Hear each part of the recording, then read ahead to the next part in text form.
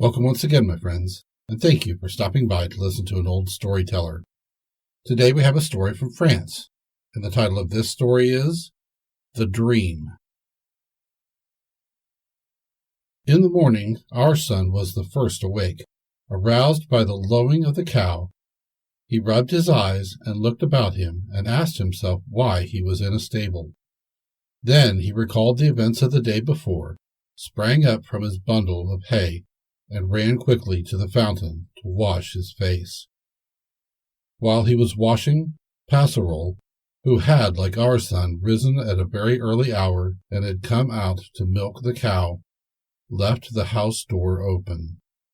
Ourson entered quietly and proceeded to the chamber of his mother, who was still sleeping. He drew back the curtains from Violet's bed and found her sleeping as peacefully as Agnella. Ourson watched her for a long time and was happy to see that she smiled in her dreams. Suddenly Violet's brow contracted, and she uttered a cry of alarm, half raised herself in the bed, and throwing her little arms around Ourson's neck, she exclaimed, "Ourson! Good Ourson! Save poor Violet! Poor Violet is in the water, and a wicked toad is pulling Violet." She now awoke, weeping bitterly, with all the symptoms of great alarm. She clasped Ourson tightly with her little arms. He tried in vain to reassure and control her, but she still exclaimed, "Wicked toad! Good Ourson! Save Violet!" Agnella, who had awakened at her first cry, could not yet understand Violet's alarm, but she succeeded at last in calming her, and the child told her dream. Violet was walking with Ourson, but he did not give his hand to Violet, nor look at her. A wicked toad came and pulled Violet into the water. She fell and called Ourson. He came and saved Violet. "She loves good Ourson," she added in a tender voice. "We'll never forget him." Saying these words, Violet threw herself into his arms. He, no longer fearing the effect of his bearskin, embraced her 1,000 times and comforted and encouraged her. Agnella had no doubt that this dream was a warning sent by the fairy Drolette. She resolved to watch carefully over Violet and to make known to Ourson all that she could reveal to him without disobeying the fairy.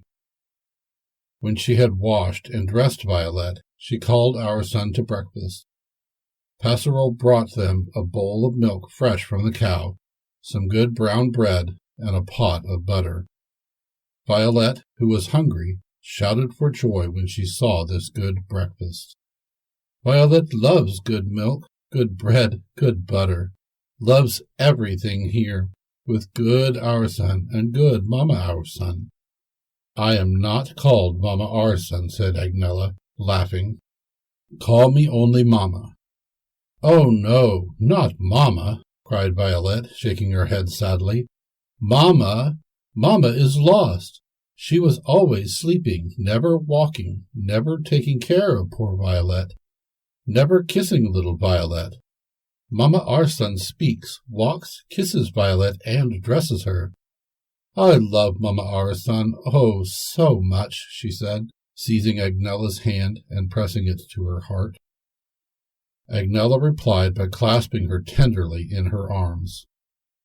Ourson was much moved. His eyes were moist. Violet perceived this, and passing her hand over his eyes, she said entreatingly, "I pray you don't cry, Ourson.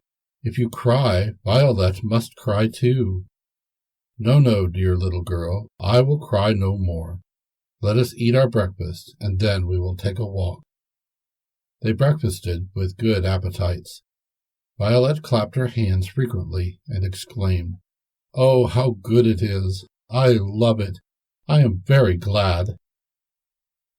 After breakfast, Ourson and Violet went out to walk while Agnella and Passerole attended to the house. Ourson played with Violet and gathered her flowers and strawberries.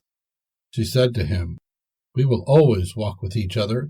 You must always play with Violet." "I cannot always play, little girl. I have to help Mamma and Passerole to work." What sort of work, Ourson? To sweep, scour, take care of the cow, cut the grass, and bring wood and water. Violet will work with Ourson. Oh, you are too little, dear Violet, but still you can try. When they returned to the house, Ourson started on his various tasks. Violet followed him everywhere. She did her best and believed that she was helping him, but she was really too small to be useful. After some days had passed away, she began to wash the cups and saucers, spread the cloth, fold the linen, and wipe the table. She went to the milking with Passerose, helped to strain the milk and skim it, and wash the marble flagstones. She was never out of temper, never disobedient, and never answered impatiently or angrily. Ourson loved her more and more from day to day. Agnella and Passerose were also very fond of her, and the more so because they knew that she was Ourson's cousin. Violet loved them, but Ourson most of all. How could she help loving this good boy, who always forgot himself for her, who was constantly seeking to amuse and please her, and would indeed have been willing to die for his little friend? One day, when Passerose had taken Violet with her to market, Agnella related to Ourson the sad circumstances which had preceded his birth. She revealed to him the possibility of his getting rid of his hairy skin and receiving a smooth white skin in exchange if he could ever find anyone who would voluntarily make this sacrifice from affection and gratitude. "Never," cried Ourson, "never will I propose or accept such a sacrifice. I will never consent to devote a being who loves me to that life of wretchedness which the vengeance of the fairy furious has condemned me to endure. Never, from a wish of mine, shall a heart capable of such a sacrifice suffer all that I have suffered and all that I still suffer from the fear and antipathy of men."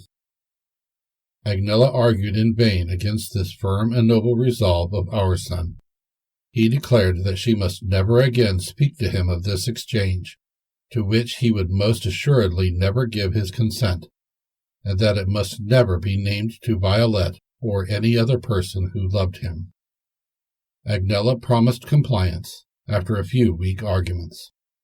In reality she approved and admired his sentiments.